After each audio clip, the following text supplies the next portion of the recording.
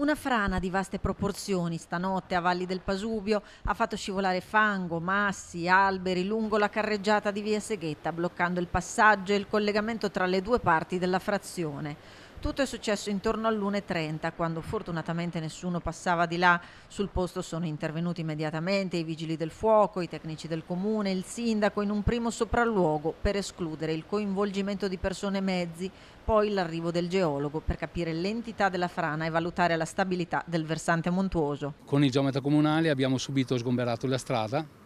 Intorno alle ore 7 c'è stato un altro piccolo evento franoso.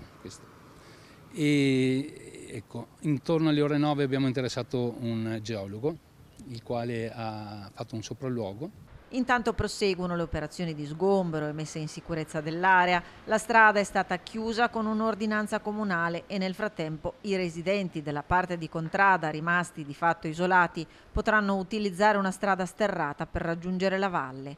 Si tratta di una zona a vocazione turistica che rientra nella Via dell'Acqua, percorso naturalistico che si snoda lungo il corso del fiume Leogra. Per la viabilità qualche giorno senz'altro.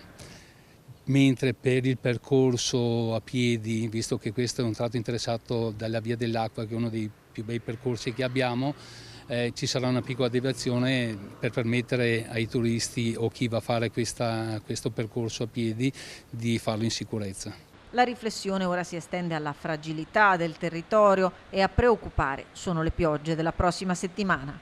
Dopo questo periodo di bel tempo, vedersi delle frane è un po' anomalo.